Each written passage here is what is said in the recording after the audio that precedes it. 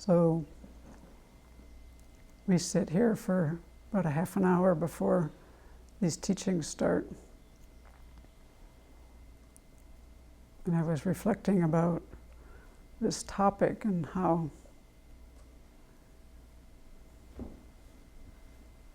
it can kind of go in one ear and out the other, certain parts of it.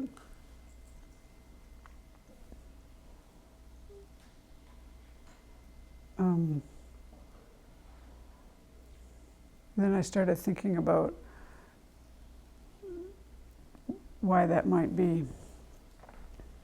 And I think partly because although we went over the teachings about karma last week, for most of us, they're not so vivid. And even though the Buddha has said that the main topics of Precious Garland are about definite goodness or higher rebirth, or high status, which is higher rebirth, and certain goodness, or definite goodness, which is liberation or awakening, we don't really think about ethical conduct in a real way as the cause. I don't know, I really think that there's a part of our mind that doesn't completely buy in. And I was then thinking about how when I was a kid I used to think about utopias. And I was imagining sitting here what it would be like if no one did any of these 10 non-virtues. I was thinking about all the people I know in prison, and don't think most of them would be there. And when you turned on the news, or looked at your computer, there wouldn't be many stories to read. And when you went out to your garage, you wouldn't have to have locked the door. In fact, your car would be unlocked, you'd just leave the keys in it. And when you wanted to go anywhere at any time of day, you wouldn't have to be fearful. And then most of our advertising and various policies wouldn't be necessary, and most of the laws that we have. I'm just kind of thinking about the things I can tangibly see, since I don't see the workings of karma. I was just kind of letting my mind really go to how far, what really would things look like? So then taking that and imagining, if you just did this for yourself, because you can't really control others, but you just what to adopt and what to abandon, and you abandon these 10 non-virtues and adopt the 10 virtues, then what are you creating for your future?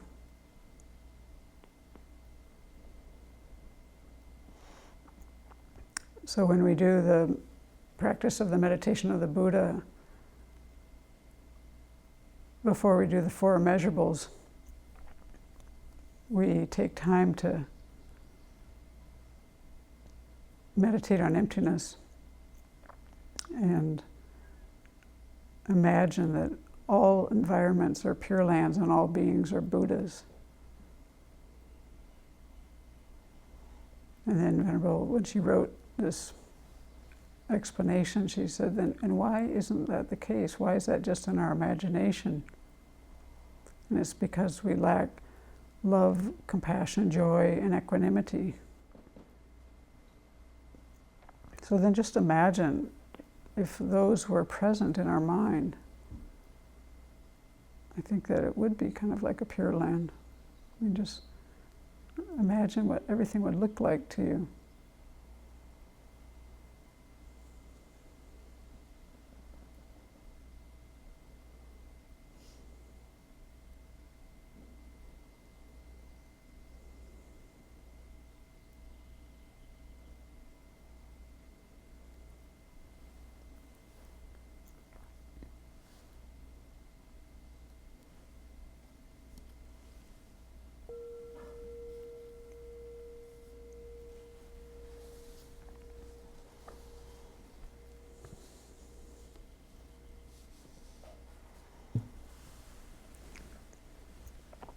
Okay, so last week we talked about kind of an introduction to karma, and tonight we're going to talk about the actions of the body and a couple of them of the speech. And so these are kind of organized in these 10 destructive actions. It's kind of a basic arrangement.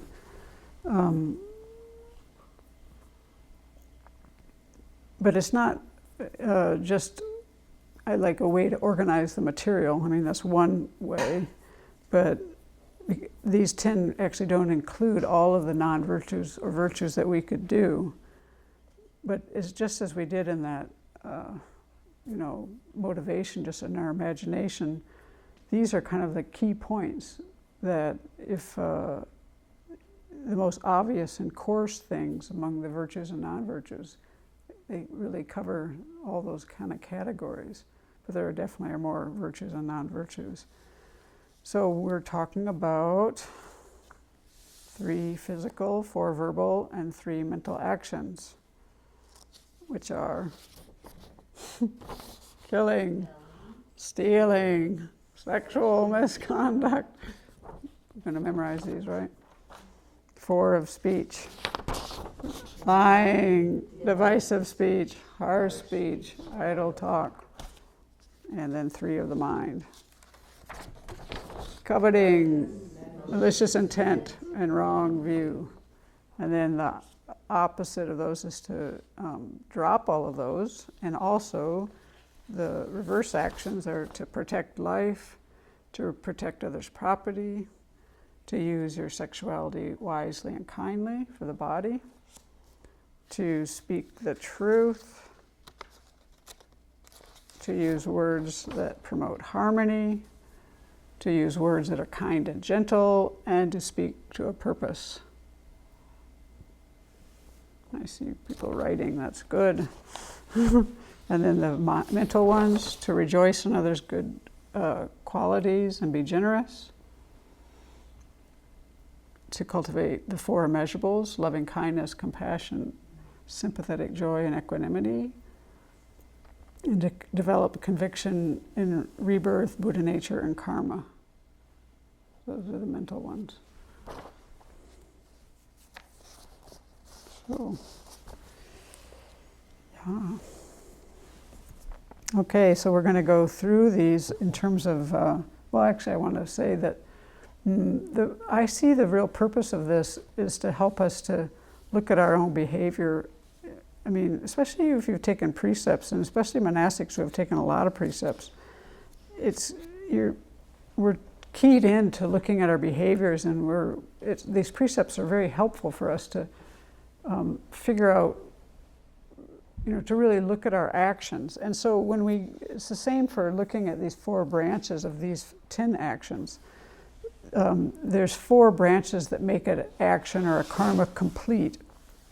And so I'm going to review that, but I think the main thing is this is a really helpful way for us to look at our actions and to kind of tease apart what we're doing with our body, with our speech, and with our mind. It helps us actually to become much more discerning with the nuances of our complex psychologies. And we're complex beings, and we're not always not always aware of everything that's going on within ourselves. So for action to be complete, these 4, Venerable talked about 3, the preparation, the action, and the completion, and that's condensed from 4 branches, and I'm going to present this in terms of 4. And so there's the 4 are the first of the 4 is the object, the complete intention, which has 3 parts, the action itself, which is actually doing the thing, and then the completion of the action. So that's for every one of these 10 actions or pathways of action, we're going to go through those. So there's the object or the basis, the complete intention, which has 3 parts, which is first correctly recognizing the object or discerning it, discriminating it, the intention to do the action, and the affliction that accompanies it. And then there's the action. 3rd thing was the action itself, and then the 4th is the completion of the action. So if any of these are not complete, then you haven't done a complete action. And people ask questions about this all the time. And there's tons written about this. So when we've completed all 4 of those, that's a complete karmic action. And actually those complete karmic actions are capable of throwing another rebirth. You've planted a seed there that actually can generate a rebirth into a higher realm or a lower realm. So we're going to start with the 3 of the body. And the first of those is taking someone else's life or killing. And killing, the complete action is killing. And this is negative because someone's life is the thing that they cherish the most. And just as, it's just so apparent, we all want to stay alive. And we don't want to have our happiness or our well-being interfered with. And in terms of like the level of destructiveness, this is the worst of the 3 physical ones. The worst one is first. That's why we learn them in order: killing, stealing, sexual misconduct. Because killing is the worst, the most destructive. Stealing is next, and sexual misconduct is next, generally. But of all of the 10, the worst of the 10, of the bunch of the 10, is wrong views, because wrong views can lead to all the other ones. The next worst of all of the 10 is killing. So for these 4 branches, or 4 aspects, they usually call them branches, the object is a sentient being other than ourselves. It can be any sentient being. It can be an insect, an animal, a human being. And a sentient being is a being who is sentient in the sense of feels happiness and pain. And I'm not sure why, but they exclude fully enlightened Buddhas. Well, fully enlightened Buddhas are not considered sentient beings, samsaric sentient beings. I think that's what they're trying to say there.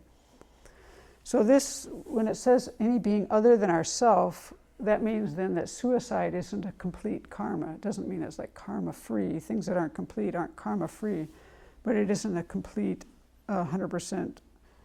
You can't complete the branches 100% because you haven't completed the first one.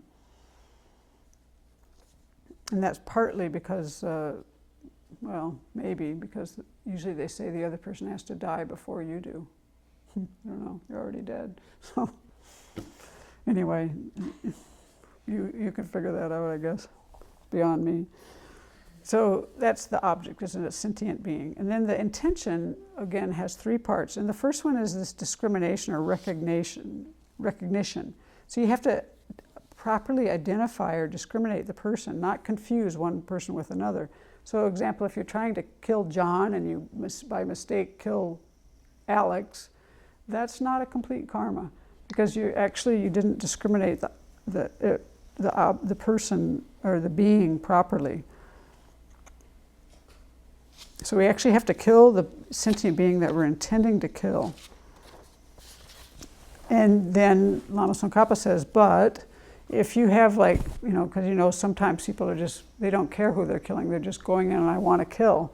That in that situation, you don't need to discriminate. You have discriminated. You don't care anyone. So that would be a complete karma. That would be a complete in terms of the basis. And this is so any of these 10 non-virtuous pathways of action, Lama Tsongkhapa says this is the same case. If you have a general motivation thinking that no matter what happens, you're going to do this, whether it's, you don't care about the discrimination, I just want to kill or I just want to steal something or whatever it is, that's the case for all of these, that the general motivation then covers it. Does that make sense? Okay, and then there's the motivation to do the action. We're still in the second branch, the complete intention or attitude. And so in the second part of that is the motivation to do the action, and that's the motivation to kill. So for example, sometimes we step on a bug and we weren't intending to kill a bug. We didn't even know it was there till the last moment, or maybe we didn't even know ever and we just saw it later, or maybe we didn't even see it. So that's not a complete branch there, and even in our laws we recognize that. We have distinctions, different levels of murder and manslaughter and things like that, because beings die by our actions, and we don't always have the intention of killing. And then the third of the complete intention is the presence of an affliction. And so an affliction must be present, and usually they're talking about ignorance, desire, ignorance, attachment, or anger. So this is where we get into, for most of these things, there's what's called a causal motivation, a timely motivation. So yeah, any of these destructive actions can be initiated with any of the three poisons: ignorance, anger, or attachment. And that's the causal motivation. But some of them are completed generally with another motivation, which is the timely motivation. So for this situation of killing, the initial motivation could be desire, like you like to eat meat, so you want to go hunting. Could be anger, like you're in a war and you're angry at these people, so hatred is involved. Or it could be ignorance, like animal sacrifice. So there's different afflictions present. But they say that that the timely motivation, the one that's more happening when the action is completed, that you complete the action with, for killing, is the motivation of anger, some kind of wish to destroy. So although it may have started out with one, they say it ends with that. So this is something to look in your own experience and see. So killing, harsh words, and malice are always completed with the motivation of anger, though they could be started with other ones. And then the action itself, or the performance, is another word for that. This is the doing of the action. So here in this situation, we've taken the life of another living being. It doesn't matter what the means are. It could be poison, it could be weapons. It could be helping someone else to commit suicide. Or if we incite other people to kill. So even though we don't do the killing, but we incite or hire somebody else, that still counts. You still incur a full branch of the action. And even if say you hire somebody to kill somebody and it happens 2 years later, when that person dies, you accumulate that karma, as long as you're still alive. If you hire somebody to kill somebody and you die before it gets done, but they do it, you don't accumulate that because you're not there in that specific life. And then there's the completion of the action, and this is when the other sentient being dies before we do. And then there's a part here where Venerable Children said, and you feel satisfied with that outcome. And this really got me wondering, because it's not, Lama Tsongkhapa doesn't say it that way.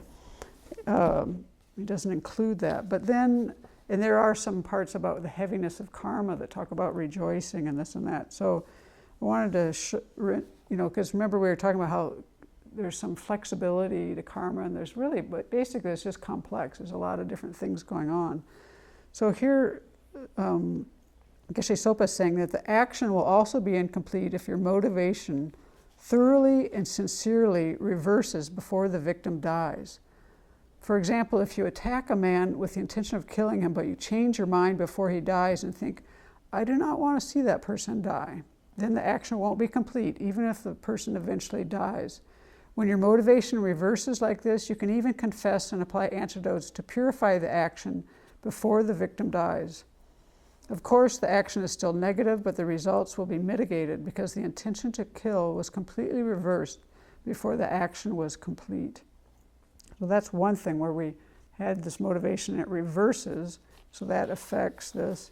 And then the other one is about rejoicing. Because when she said, Venable's words actually were, and this talk I'm using for these came out before either of these books came out. And I'm amazed how correct her information is. She got this, I guess, from oral teachings. So being satisfied with that outcome, that made me think about rejoicing in something.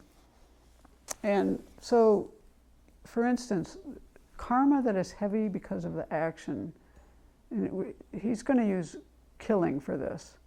So how we go about doing things makes a difference. So for example, for killing, the karma of killing is heavier if, say, you kill with the attitude of joy or great satisfaction. If you praise an act of killing you have done yourself or caused others to participate in. If you do it with an attitude that's happy to see an act of killing, or if you plan the act for a long time and make elaborate preparations for it. If you perform the action constantly and repeatedly and do it avidly, each time you kill numerous beings. If you purposely kill in an especially cruel or painful way. If you kill after forcing your victim to perform improper actions out of fear. Doesn't that remind you of some things we've seen on the news? A lot of this does. If you mercilessly kill a being who is weak and helpless, who is suffering greatly, who is poor, who is pathetically moaning or pitifully wailing in pain. So these kind of attitudes actually apply to all of the actions, and these make things heavier. So actions are light or heavy depending on how we go about them. So there's a list of what those are, but we're not going to get into that into any detail, but I wanted to bring it up because I was really wondering if that was the case, and I think Venerable is exactly right that although Lama Tsongkhapa didn't mention it, when you read these longer commentaries, you see that, for it to be complete, you actually can reverse it by changing your motivation, so then it's not a complete branch. So her words I think are correct. Okay. Then, and we said if they die after us, it's not a complete action, right? Because we're not here. Okay. Or if you just injure somebody, then that's not an act of killing.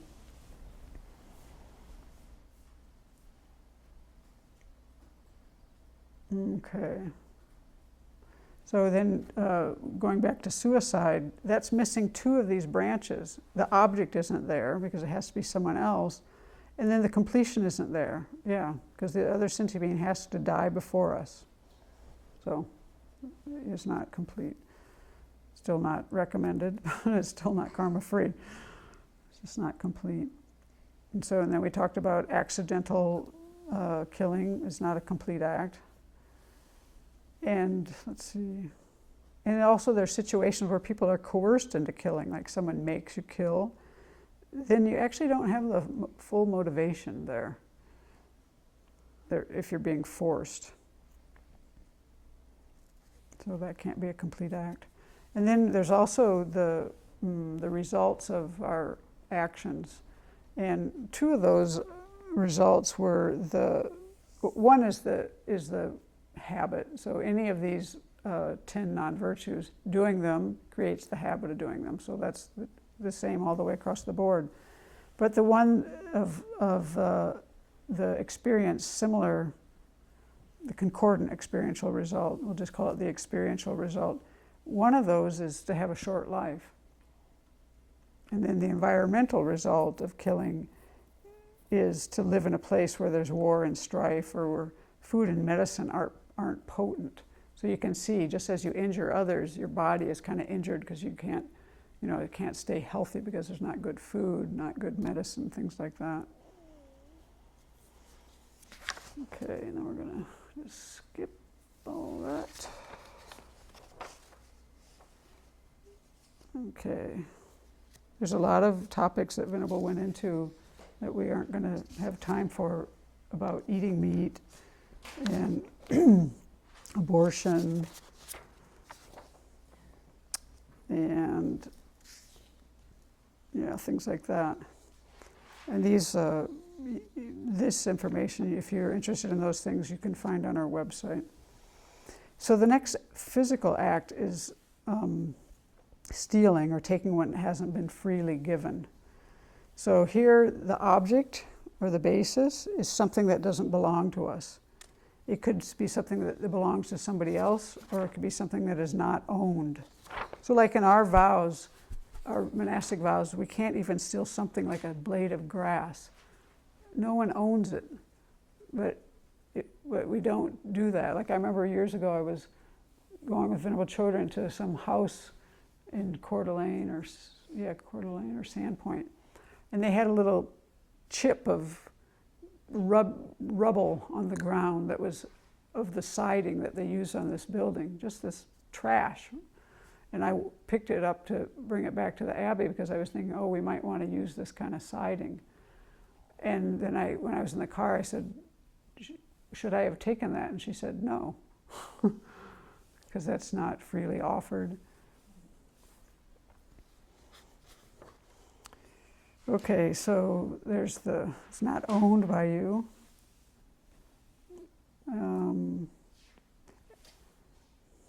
There's funny situations that come up, like when everything around you is kind of screwy in this regard, like when you go to India and everything in India operates on this system of making bakshi, like kind of bribes in a sense. The whole economy works that way. So what do? There's a lot of complications when you think about this and apply this to your situations that come up. So she actually asked a Rinpoche about that once, because there was a time when someone wanted her to bring a computer from Singapore to India. And at that point, the customs charge was 250% of the cost of the computer, which is insane. And she didn't want to do it. But she asked one of her teachers about that, and he said, well, because the system is messed up. She said, well, I don't know. Maybe you get 50% of the negative karma and the Indian government gets the other 50%. Anyway, kind of, you don't want to. So there's a lot of touchy situations that come up like that.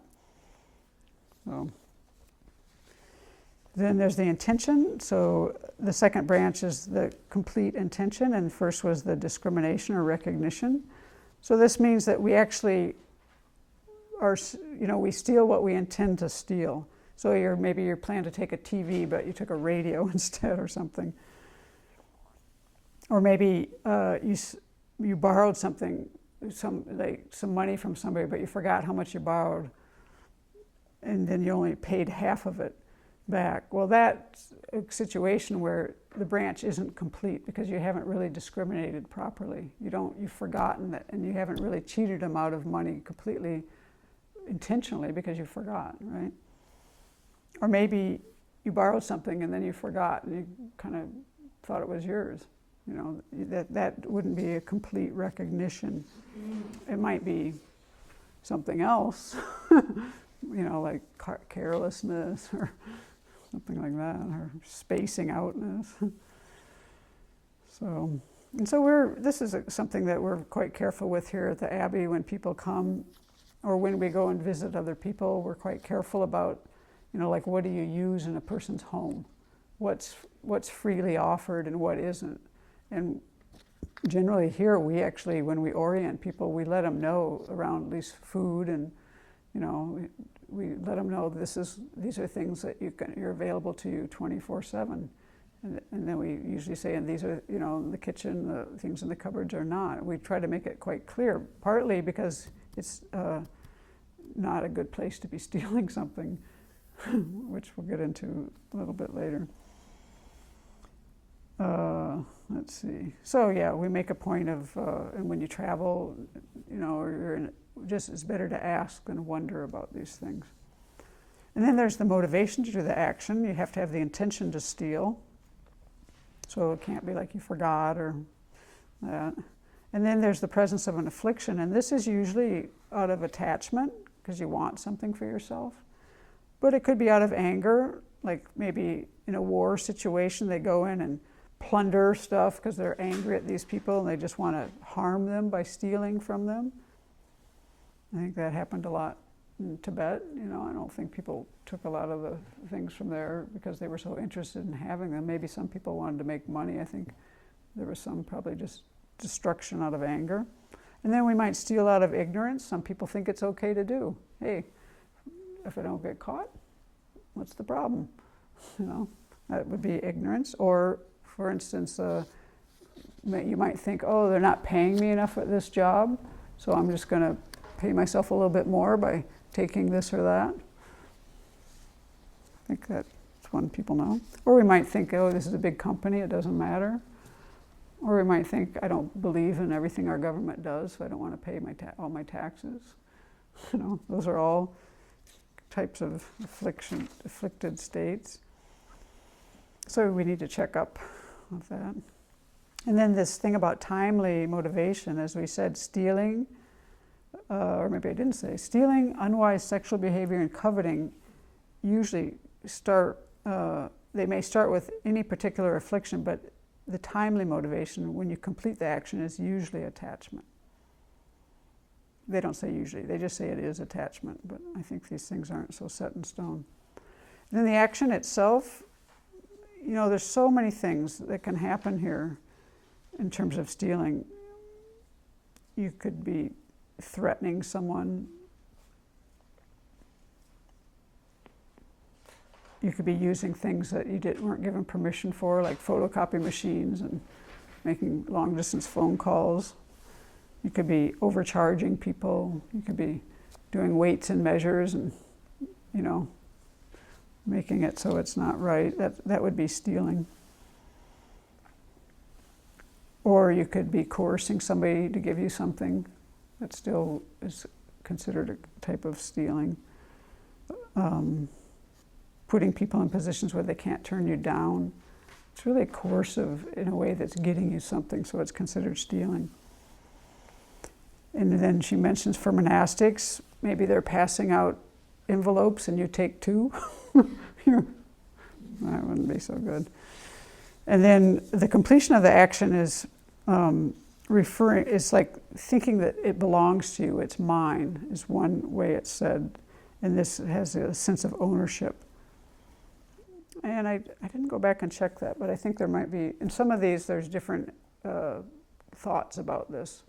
I think that one also could be, it seems like I remember when we were studying the Vinaya, once you got the thing, when it was really stolen was when the last corner of it was off, or with a piece of land, because you can't move a piece of land when you think it's mine. So there were kind of different, when a boat was tied up, remember it was tied up, and when the cord was cut to the boat or something, then it was officially stolen. Because some things are only kind of gone in part, right? Like if this is your book and I take it and I just take it into another room, have I stolen it?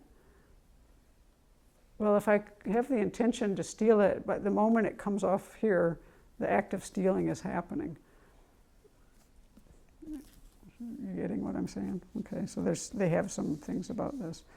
Okay, and so then these kind of results that come from this, like the experiential result, the concordant one is poverty, lacking material possessions.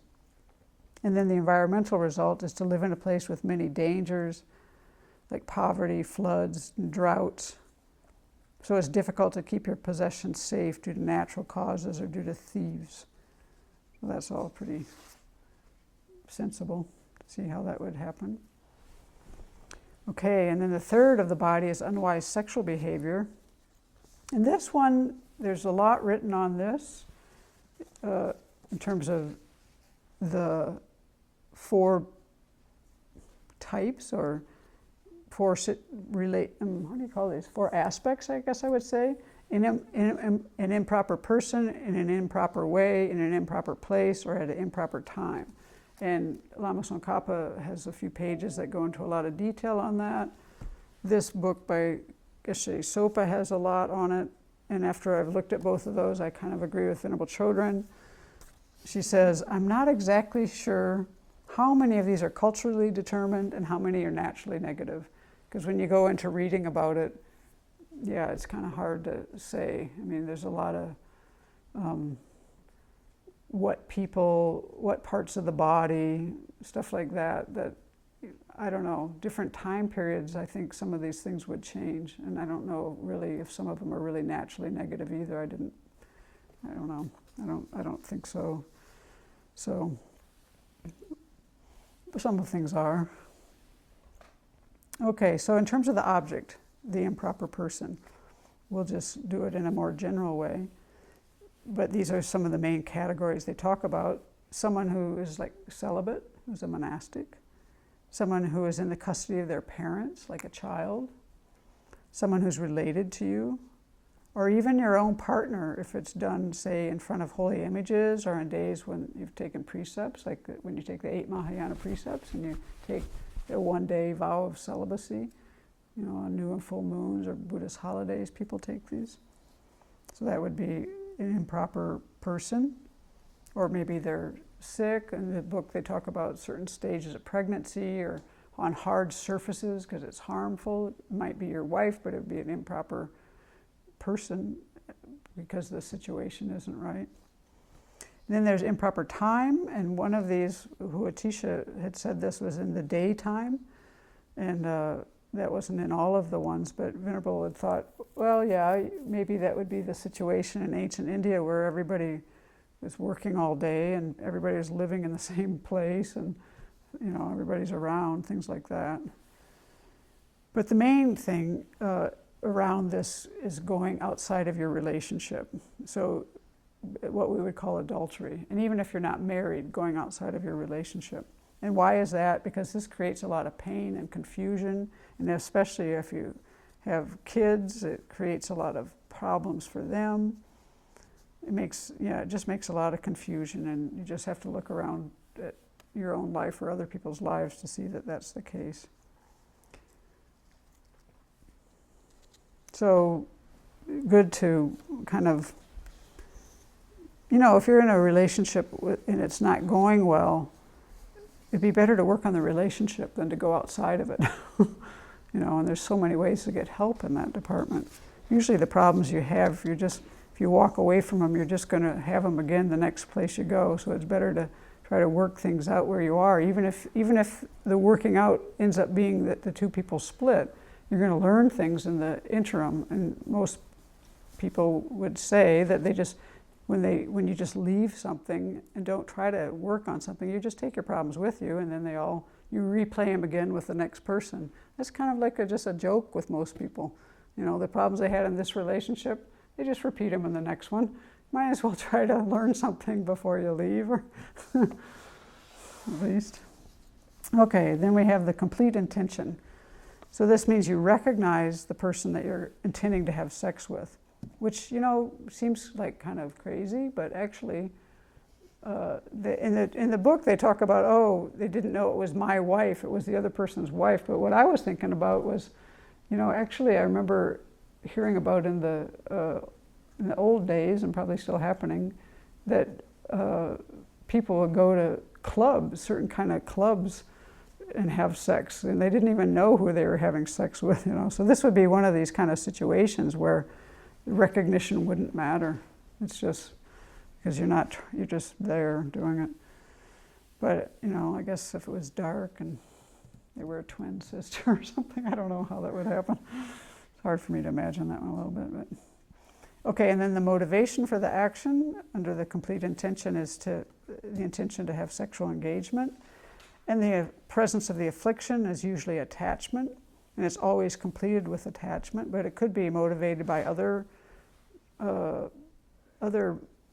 afflictions. For instance, rape, I think they usually associate with anger, and there's also maybe ignorance. And some people, for instance, think, Venerable told a story in here about she was taken out. It's very common for monastics to be taken out to lunch, and she went out to lunch with some person, and they had just gotten into some kind of thing where they were using sexuality in their spiritual practice, and she just thought, well, I guess it's time for me to go home now. It was like, so I think we've all heard about those kind of things, and that's a kind of ignorance of really not having, that ignorance would be motivating that kind of sexual activity for 99% of people or more. And then there's the timely motivation. So it might start with any of these, but it would usually end with attachment. And then there's the action itself.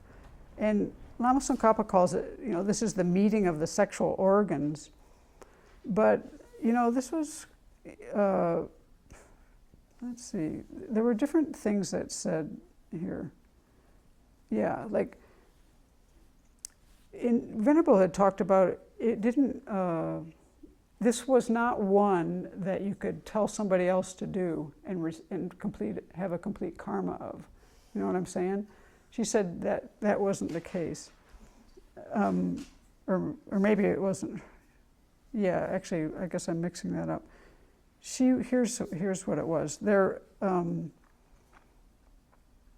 two books, like a Sangha and one book was saying that someone could tell somebody else to, do sexual misconduct and they would receive the full karma, and another text was saying that you couldn't tell someone else, it wouldn't be a complete karma. And then Tsongkhapa just says, it's maybe just saying it's not a complete path of action, but it doesn't mean it's not a fault. So think about it. Most of these things where there's different ideas, they're coming from different perspectives. Sometimes these things are coming from Vinaya texts where they have one perspective, and sometimes they're coming from another text. So mainly, I think what for us to take from them is just to learn from them. So the completion of the action, Tsongkhapa said sexual union of the two parts is the culmination, and Venerable Chodron said the completion of the action is one experiences delight, in other words, orgasm, which in our vows, actually, for our vows to be broken as a monastic, penetration the depth of a width of a hair is all it takes, right? But then the completion of the action is another thing. So then, because there's some different ideas about that, I wanted to see if I could clarify it. So Geshe Sopa says, the culmination of the action takes place when the man and woman come together. Oh, that's helpful. In the Vinaya, it says the completion of the action takes place when the two touch and experience sensual pleasure, because that's one part of it. Pleasure has to be involved. We have seen these slight differences between the Vinaya interpretations of the completion of the action and the lineage presented here, which comes mainly from a Sangha and the Abhidharma. We saw a difference in interpreting when the act of stealing is complete, which I didn't go into really fully. In the discussion of lying, which comes next, there's a question of whether a lie is complete when it is heard or when it is understood. So we find differences in these two systems. We do not need to worry about this too much. The overriding point is that we need to avoid these behaviors in these situations. So I think that's the main thing to take from this. Understand that there's, little different ideas about things. For our vows, it's very good to be clear with what the Vinaya says. But in general, these different ideas, the basic take-home message for us is to look at our own behavior and try not to get involved with these things. Okay, so with this one, the concordant experiential result was having a disagreeable spouse and marital disharmony. And the environmental result was living in a dirty place with poor sanitation and lots of misery. Okay, now we're going to move on to speech, and we'll just do two of them tonight. And so, for these lying, divisive speech, harsh speech, and idle talk, again, the most destructive one is first, and they are less as you go down the line. So lying is the most destructive, then divisive speech, then harsh speech, then idle talk. For lying, this is something that we usually do verbally, but it can also be done physically, like with a hand gesture or a nod of the head. And then, so when we're lying, we're denying something that we know is true, and we're being very clear about that. We're knowingly misleading others, knowingly giving wrong information or inventing up things that are false. And this is done in order to harm others, usually. And so here the object or the basis is another human being who we lie to, who understands what we are saying in our human language. And this is where another interesting thing came up, and I looked into these in a couple of ways. Because it said, Venerable mentions that Lama Tsongkhapa didn't talk about lying to dogs. Like, can you lie to a dog? And so if you think about it, I actually came down to that I think you could. And I'll go through this a little bit and you'll see. So Geshe Sopa says, because then they must have had a discussion about this because this book was written later and these questions probably came up. If you lie to a dog who cannot understand what you say, or to a piece of stone, that is not an actual lie, is what he said. But notice he says, who cannot understand what you say.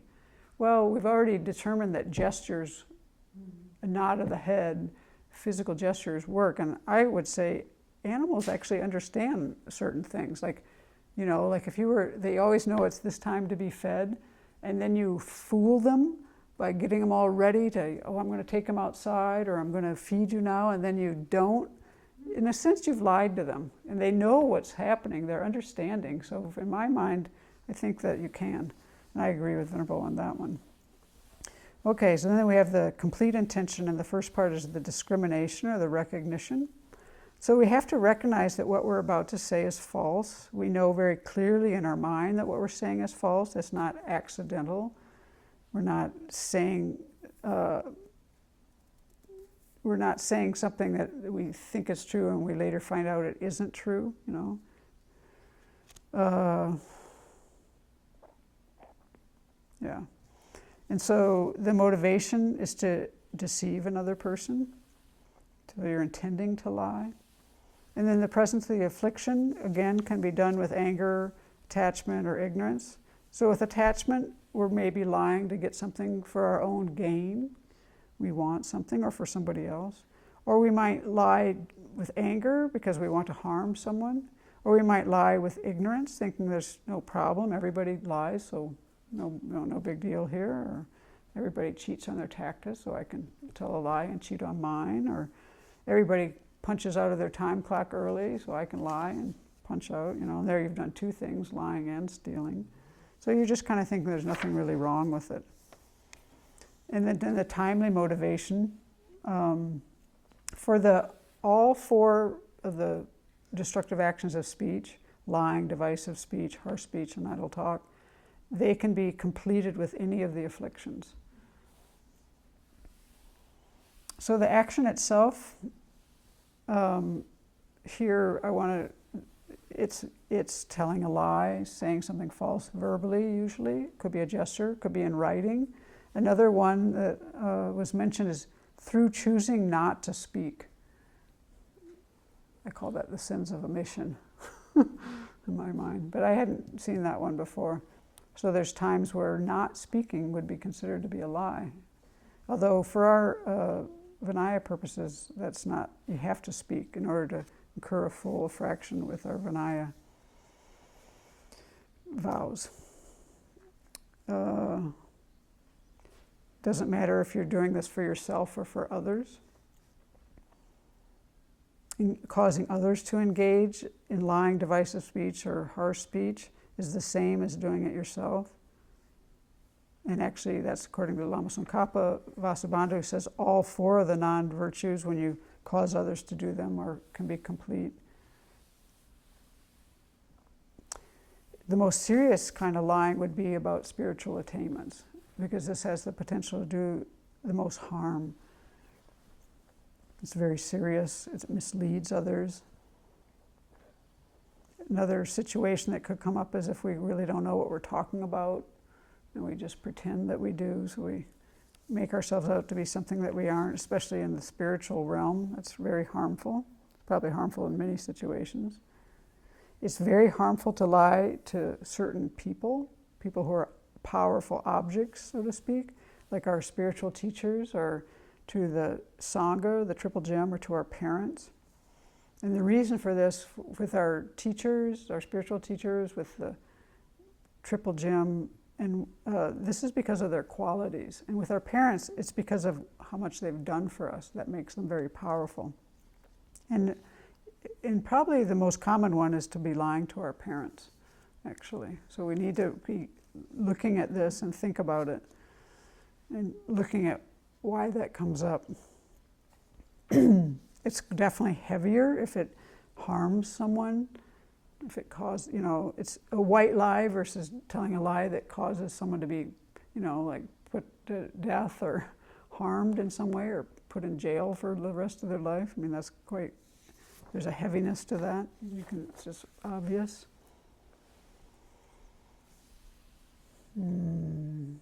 Lying can include exaggerating the facts. Or sometimes our speech is sloppy. Like we'll say, everybody always does this. Or, I can't do anything right. Is that true? Anything? Can't do anything right? No, I don't think so. Or we say things like, you never listen to me. I think when we hear always, never, I don't know. So these are kind of black and white statements that are a type of exaggeration. And we also say these to ourselves.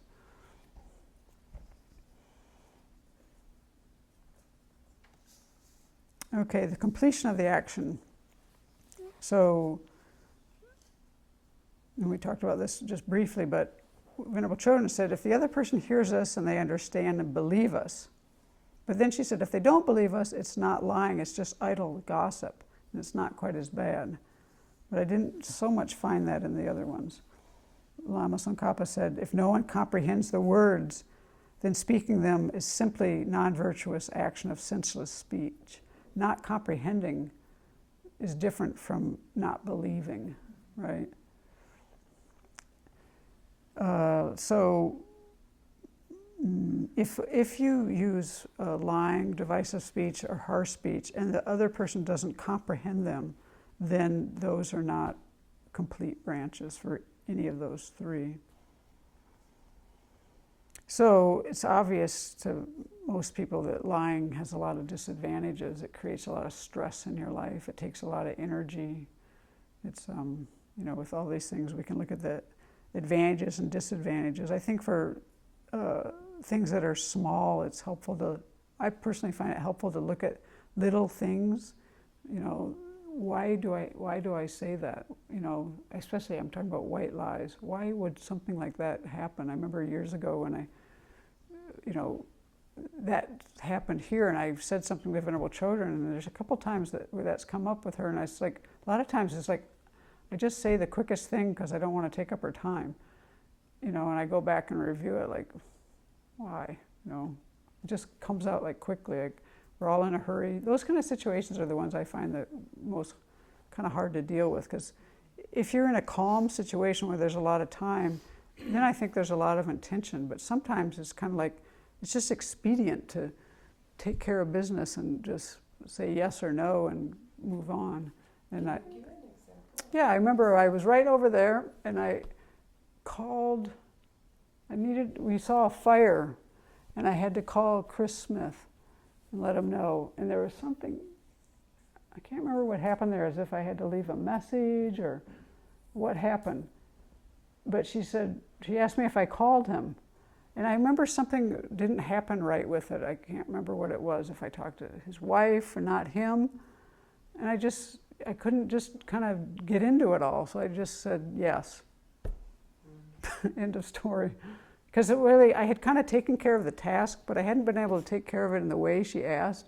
And to get into all the detail, I was in this mode of where I was being told all the time, too much detail, too much detail, too much detail, with everything I was saying. So, I quit. I don't give so much detail anymore. And, it was just one of those, that was the situation. It's kind of like, there's not the time to explain everything, so just yes. It wasn't exactly true, but it was, I don't know, those kind of things. I find it helpful to think about those kind of things and see how I'm functioning, even if I'm not just learning that, I don't need to be so stressed about this. It's just, sometimes communication goes like that. It might boil down to that. But it could also be, what I always am on the outlook for is if I'm trying to cover up anything. Our value here about transparency is quite important. I think it's kind of what keeps Venerable Chodron being such an excellent teacher. I notice this about her. She sometimes even lets us know when she's taken time to reveal her faults to us. You know how you want to cover up something because you don't want to have to admit it to others? I remember her saying something to us about that once. And I was like, wow, that's really how it works for her. This is how she's kept her life in line, being a spiritual teacher, is by being so transparent, you know. Because once you start putting up these little slippery slope with that, so that's the thing. That's why I find it helpful to review these little things, because they're like slippery slopes. Okay, so on lying, the concordant experiential result is that you're going to be slandered and deceived, and people won't believe you. And the environmental result is that you'll live in a place with a foul odor where people are deceitful and there's a lot of fear. And so all of these, they just kind of make sense when you think about what lying is like. You know, you do feel, it's hard to trust people who lie. So there's a level of fear, deceit. Okay, and then the last one we're going to do tonight is divisive speech, which we also might call slander. And this is a kind of talking that causes other people not to get along. So it doesn't matter if you're saying something that's true that causes people to quarrel, or untrue, false, that causes people to quarrel. It's still divisive speech. And it might also be lying if it's false. And then the object or the basis is people who are friendly with each other or people who have already quarreled. In the case of people who are friendly with each other, we're using divisive words so that they don't continue their friendship and they separate. And people who are already at odds with each other, we're using divisive speech so that they don't reconcile. And then with the complete intention, the discrimination is you're recognizing the people that you're talking to. You have the two that you're thinking of, right? And your motivation is to destroy their relationship or to make them quarrel, to stir up trouble, to cause some kind of division. And the affliction with these can be any of them. So for example, you might use divisive words out of attachment. Say a couple people are in a relationship and they're getting along, but you want to be with one of those people in the relationship. So you might say something that causes them to split up so you can run off with that person, right? Or you might say divisive words out of anger because you're angry with somebody, like maybe somebody that you work with. And so you say negative things to your boss about them, right? And then those two now have like a falling out or some kind of, there's problems. So the boss gets upset with that person. And then you could take advantage of that situation, right? And that would be attachment then. And then divisive words out of ignorance. If you just don't think it's a problem, like it's no problem here. Or another thing that might come up is jealousy. Maybe you're jealous about two people who get along really well. And you can't bear it, so you say things that cause them to part ways. Then the action itself is the expression of the subject matter. And as we said, it could be pleasant or unpleasant, it could be true or false. It could be for your own purposes or somebody else's.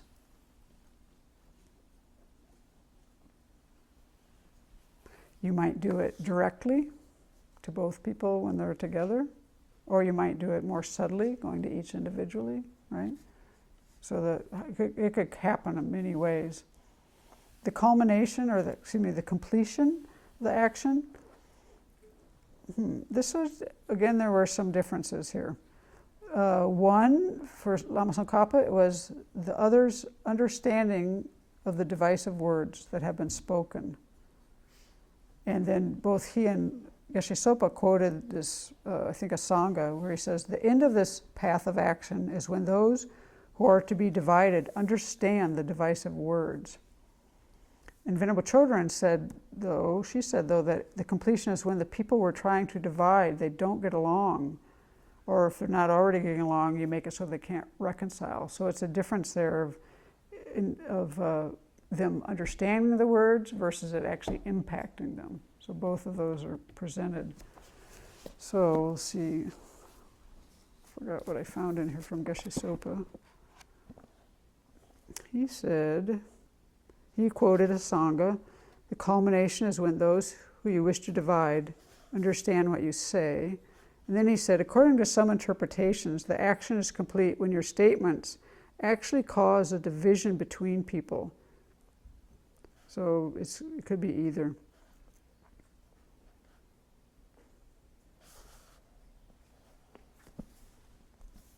Either way, it's damaging.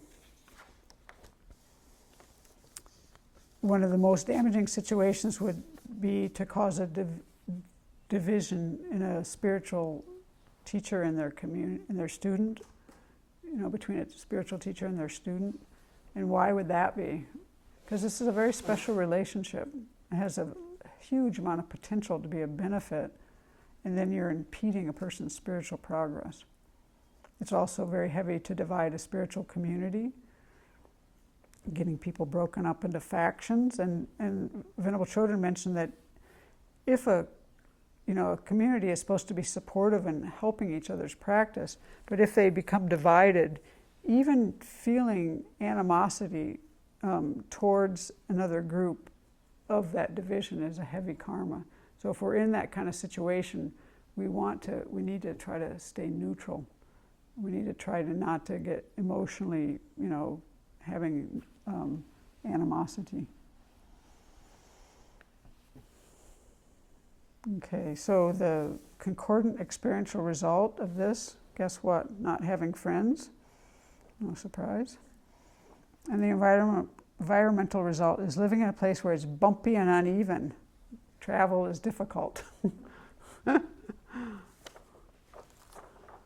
So I actually got through that. It's a lot of material, sorry about that, but that's why I spent the first week kind of giving the more general thing, just to launch into all of that without an introduction. I can't really fathom.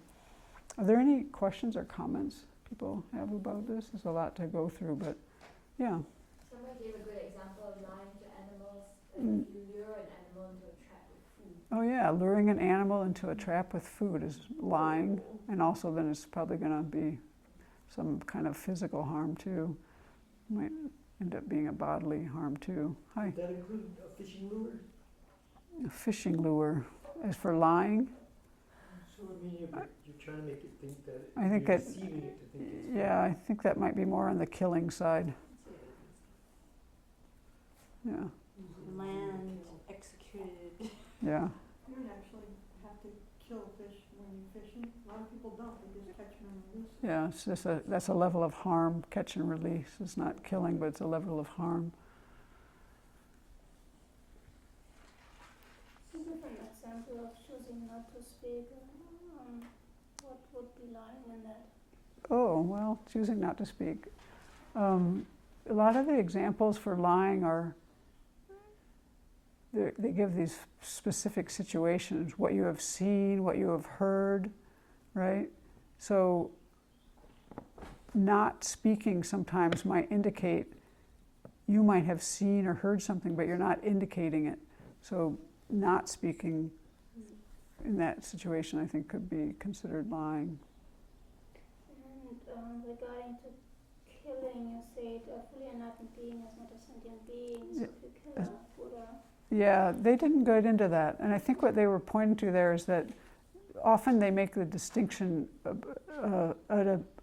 there are samsaric sentient beings, and that's the distinction I hear made around that. I think that's what they were pointing to, is that that particular thing was written for samsaric sentient beings. It wasn't including the Buddha. But you know the result. I mean, But it's not a good thing to kill a Buddha. 5 minutes. I think they didn't say any more, so I'm not positive. But the impression I got from that, it was more like a defining of making a distinction that it's a samsaric sentient being that they're referring to. But there wasn't more said. So, any other thoughts? Drawing the blood of a Buddha is a heinous action, so killing one's got to be Right. way beyond that. So in our hearts on that. Yeah, right. Immediate. Yeah. If you've taken the 5 precepts, Mm-hmm. I would think that these are much worse. Okay, so the question is, if you've taken the 5 precepts, are these worse? There's actually 2 ways to look at that, and they're both helpful, I think, for us to think about. One is, I'll start with the first. If you've taken a precept, when you take a precept, you're setting your intention quite strongly with a lot of clarity, right? That's the beautiful thing about it, and that's a very potent thing for your mind. For most of us when we take our precepts, the lay precepts or the ordination precepts, if we've prepared ourselves in a certain way, when you do that, it's kind of a powerful experience. You know, if you just kind of walk into it off the street and you don't know what you're doing, well, that's one thing. But if you've prepared yourself and you get to that place and you have a lot of certainty about this, like for me personally, when I first took refuge the first 2 times as a lay person, the first time, the first 2, I wasn't taking refuge in the Buddha, Dharma, and Sangha. What I was responding to was the precepts.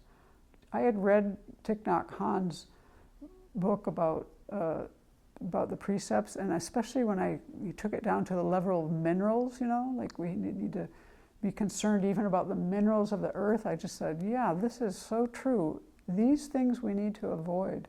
And it was very strong in my mind. And so for me, those were powerful experiences. I realized later that I actually hadn't really taken refuge in the Buddha, so I did it again, a 3rd time, because I realized, I need to take refuge in the Buddha, Dharma, and Sangha. But for me, the precepts themselves were quite strong. So then, if you can imagine that in your mind, then when you do these activities, you kind of have something behind you that's kind of like a fence that's going to hopefully help to stop you in the future, because you've thought about it and you've already made some determination that they're wrong, and maybe your mind was overpowered at the time, but it might help even cut into this propensity to do it again, versus someone who has. So in that sense, they say it could be less, but in the sense of, and if you compare it to somebody who never has any thoughts about these things, then they aren't ever putting that fence up to not do it again in the future. You see what I'm saying? So in that sense, that's a little worse. So from that perspective, you can say it's a little better to have these precepts. And then you can make the case of, hey, you're not supposed to do this and you did it, so that's kind of, I don't know, what's the other argument, I guess, besides that, you knew you weren't supposed to and you did it. Well, that sounds kind of bad. It sounds worse than somebody who didn't know. I guess you could say it that way. I'm not sure. Yeah. Also, though, if you do have precepts, you're more likely to regret. Yeah. Purify. Right. With precepts, you've learned hopefully about purification, regret, and. And aren't you accumulating good karma every time you're not engaging in those actions? Yes, when you have taken precepts, that's one of the beautiful things about it, even when you're asleep, they say. Because you're refraining from those activities, you're actually, you're doing virtue in a sense. Because you're refraining, even though you don't have the intention in your mind at that moment, but you're carrying these with you. The intention is, and it helps. I think if you review them, like on the new and full moon. I really appreciate that Tenzin Kacho told me years ago about my lay precepts to every new and full moon to renew them, and I had never heard about that before, and I really appreciated it because. We have in our blue prayer book a way to do that. It's nice because it makes you every couple of weeks you think a little more carefully about these things, and then you kind of renew yourself. And I find one of the most powerful things in our community is that we do this as monastics every 2 weeks. And it reminds me a little bit of our building of Chenrezig Hall. The difference between building Gautami and building Chenrezig Hall in terms of the invoices was with the invoices with Gautami, we let all the problems go from one invoice to the next, to the next, to the next, till it got completely confusing. right? Any little mistakes, we just carried them forward till we had a massive confusion. In Chinrazi Hall, we went through every invoice each month, which was a drag for both parties. And when we got done, we had cleaned the whole thing up, and we just started new with this really good energy. You know, we were amicable about it, but there are always half a dozen things that I was bringing up, and you know. But it was so similar. It's like, wow, you get to start afresh every month, and then you don't collect all this garbage that then turns into chaos, right? That's what I find about doing precepts intentionally every 2 weeks. It's exactly the same for me. Instead of all this stuff accumulating and getting murky and this and that, I have to look at myself honestly every 2 weeks. I'm going to say it to the people I live with, you know. So that then these things, yeah, it keeps it more clean, clear. Not that I'm 100% clean, clear, but it's less murky. Someone asked, could all of the non-virtues of speech also fall under idle talk? Because what we're saying are things that don't need to be said. You know, I read something about that. Let me wait till next week and see if it comes up. I think they might be. I think they actually do. But I'll double check that. Okay, anything else? Yeah. So under divisive speech, so gestures and such could also, just like with lying, you communicate something that you're intending to communicate through writing, gestures. I would think so. What? It didn't say specifically. I don't see why not. I mean, if you're communicating, you're communicating. And under unwise sexual behavior, you said improper person, place, and time. Was there a fourth thing? Yeah. Person, place, time. No, that's place. Or that's in one of the other ones. Let me go back. Way, improper way. There we go. That's. And under improper person, you said someone who's celibate. Yeah, like a child, monastic. relative, or your partner when they're celibate, or. Yeah, there's a number of them. For instance, in the text, in Lama Tsongkhapa's text, it says they're talking to men. So a eunuch, a man, a woman who's under someone else's care, a prostitute who's been promised to somebody else. So it was like okay to be with a prostitute, but if somebody else had paid for it and you were walking in there, that was improper. They have a lot of distinctions there that I agree with Venerable. They're not sure that all of them fit our time and place. Does it mention someone that's not consenting? I mean, obviously we would think that in our culture. There wasn't. I didn't read Geshe Sopa completely, but there wasn't anything about that. I think that's kind of a given.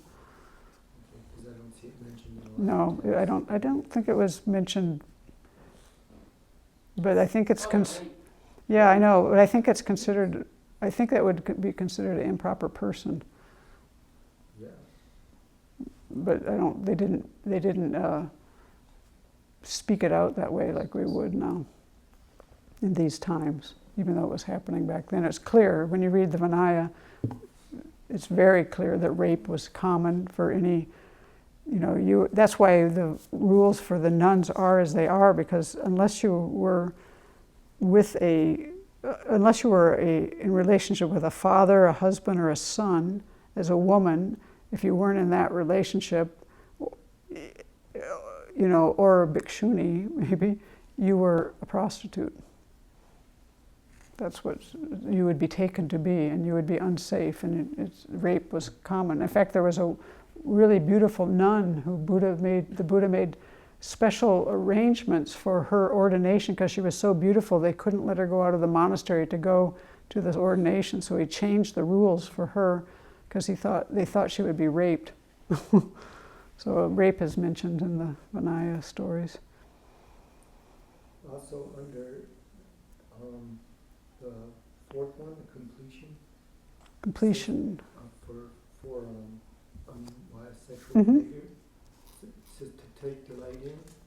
What, To take delight, right. That generally means orgasm, but what if somebody is doing an unwise sexual act for favors or something and not doing it for delight, such as being a prostitute? Isn't that, even if they wouldn't, or I don't think they really considered, in the way this was written, they didn't talk about it from the perspective of the prostitute. And the way they wrote it, they didn't they didn't indicate that it was unwise sexual behavior. right? But even if someone was in a relationship, like somebody married could do that, and if they don't take delight, it's not a complete action. Well, if two people are married and it's consenting, it's not unwise sexual behavior. I mean, if they go outside their own relationship, but not for delight, for favors. If someone is in a marriage and they're going outside of their relationship for favors, What is that? I don't know what that even means. Somebody is prostituting. Oh, someone's in a relationship and they're a prostitute. They could even be married. I mean, I've known of people. Yeah, I don't know. I didn't see that case. Doesn't sound so good. It doesn't sound good. I just am wondering about like the fourth one, having to be delight. Well, what I would say about the one about delight, what I have thought about in that is like, I would like to remain a bhikshuni the rest of my life. But if I was penetrated in rape, there's, would I remain a bhikshuni? Well, there was a situation that happened to a nun who was an arhat. And she told the Buddha, she had such a strong mind, she said, I never experienced any delight with this. And he said, you're still a bhikshuni.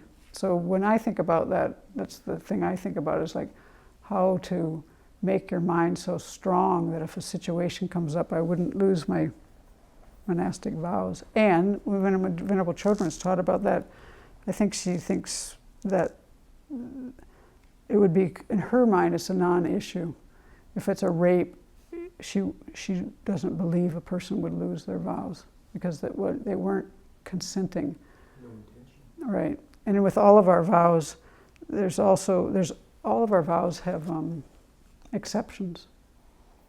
Although there was that situation of the nun in Nepal who was raped and kind of sent out by her community. Right. So it's Not- cultural. it's you a know, cultural it's a time, thing, place, right, cultural yeah. thing. And also, you know, the issue of multiple wives. I mean, what is going outside of your relationship when you're the king with 20 different wives? Right, exactly. So This is why I think she was saying that what is naturally negative and what is cultural. Like if you actually read through here, you're going to see a lot of things that I would say, I don't see that that's naturally negative.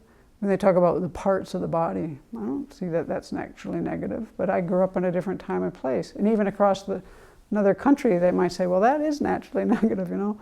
But then if you have two different views like that, is it cultural or is it naturally negative? Well, this is that's why she kind of left it at that. And I think you have to, you know, the point of all this is not to have academic discernment, is to get our lives together.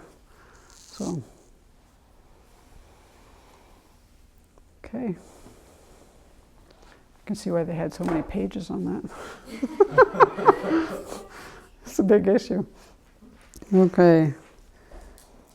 So, let's take a moment again to reflect on this for our own actions of body and speech.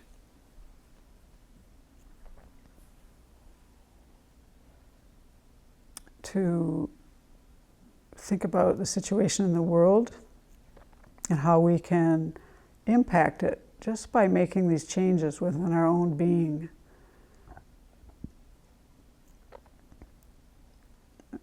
You just never know the impact of your actions, how they ripple out. So may we take this to heart for what's so obvious, that we've gone through, but even then for a larger level of our own liberation. So putting it in the context, in a larger context of our karma that we're creating for our future lives. And with this understanding, may we generate renunciation, bodhicitta, and correct view.